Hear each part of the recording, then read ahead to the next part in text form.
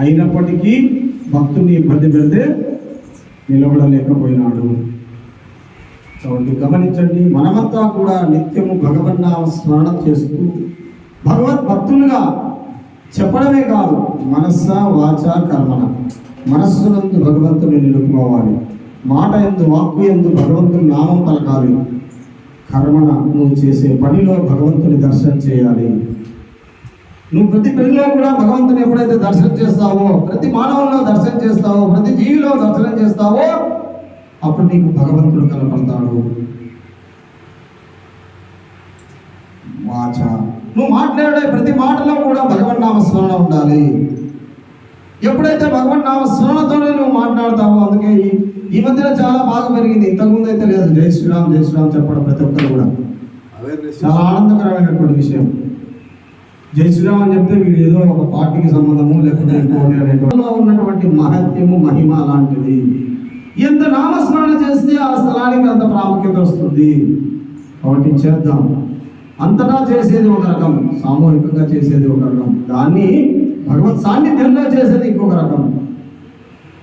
మన వంతుగా మనం ఇంట్లో చేసుకోవాల్సింది, కంపల్సరీ చేసుకోవాల్సింది. ఎవరికి వాళ్ళు ఆత్మైన ఉద్ధానం. నిన్ను ఎవరూ ఉద్ధరించరు, నీ ఆత్మను నిన్ను నీవే ఉద్ధరించుకోవాలి. ఎలా? సత్సాంగత్యం ద్వారా. ఈ సత్సాంగత్యం ఎలా లభిస్తుంది? భగవద్ ఆలయంలో వస్తుంది, పెద్దల యొక్క మార్గదర్శనంలో లభిస్తుంది, వేద పఠనం చేస్తే లభిస్తుంది, మన వేద పురాణాలు రామాయణ భారత భాగవతాలు చదివితే లభిస్తుంది, భగవద్గీత చదివితే లభిస్తుంది. ఇది తప్ప మనకు అన్నిదా శరణం నాస్తి త్వమేవ శరణము. అందుకే తెలుసాడు, అన్నిదా శరణం నాస్తి త్వమేవ శరణము. ఏదైనా కూడా ఇంకా దానికి మించింది కాదు. దీన్ని మనసా వాచ కర్మణ చేయాలి. ఎప్పుడైతే చేస్తావో నీ వాక్కు ఫలిస్తుంది. కాబట్టి అందరం కూడా మీ వెనుక ఉండి నడిపించేవాడు హనుమంతుడు. హనుమంతుడు దేవుడు కాడు, హనుమంతుడు దేవుడు కాడు, రామ బంటు, రామదూత, దేవదూత, అంతేకాని దేవదూత దేవుడు కాడు. మరి ఎందుకు ఎలా రక్షించగలుగుతున్నాడు? భగవంతుని గుండెల్లో నిలుపుకున్నటువంటి వాడు కాబట్టి మనం ఎలా ఉండాలి? ఆ భక్తుల యొక్క మార్గంలో నడవాలి. భక్తుల యొక్క మార్గంలో నడిచేందుకే ఇక్కడ హనుమత్ సాన్నిధ్యము. హనుమంతుడు చూడండి, హనుమంతుడి యొక్క చరిత్ర. ఎక్కడ పుట్టినాడు ఆయన? మనం మానవులుగా పుట్టాం. జన్మానం మానవ జన్మ దుర్లభం. ఈ మానవ జన్మ మాత్రమే తరించేందుకు ఉన్నటువంటి మార్గం. మరి హనుమంతుడు తరించాడే. హనుమంతుడు ఎవరు? ఏ జాతిలో పుట్టినటువంటి వాడు? మానవ జాతి కాదు, కపి జాతి. మరి మానవులే పుట్టినటువంటి మనం ఇంకెంత చేయాలి? ఆయన గుండెల్లో పెట్టుకుంటే మనం వల్లంతా పెట్టుకోవాలి. ఆయన గుండెల్లో పెట్టుకుంటే మనం వల్లంతా పెట్టుకోవాలి. అలా జీవించాలి, అలా తరించాలి. అందుకే ఆయన మార్గదర్శనం తీసుకోవాలి. మన శక్తిని దేనికోసం ఉపయోగించాలి? భగవంతుని కోసం ఉపయోగించాలి, ధర్మకార్యం కోసం ఉపయోగించాలి. ఆయన ప్రతి ఒక్కటి ఎవరిని కాపాడాయా? మొట్టమొదటి కాపాడింది సీతమ్మ కాపాడాడు. మొట్టమొదటి కాపాడింది ఎవరిని? సీతమ్మను. చూడండి, రాముని చరిత్ర చూసినా, కృష్ణుని చరిత్ర చూసినా, మొట్టమొదటి చంపింది ఎవరిని? ఒక పూతనను, ఒక స్త్రీని మొట్టమొదటిగా వాళ్ళు చంపితే ఈయన మొట్టమొదటి కాపాడేవాడు ఒక స్త్రీని. చూసారా ధర్మం కోసం ఎలా పురాణాల నుంచి వస్తుందో. చూడండి, సీతమ్మ వారిని కూడా ఆత్మత్యాగం నుంచి కాపాడినటువంటి వాడు హనుమంతుడు. కానీ భగవంతునికే ప్రాణప్రదాతగా ఉండాలి. భక్తుడు ఎలా ఉండాలి? నేను చూస్తే భగవంతునికే ప్రాణప్రదాత.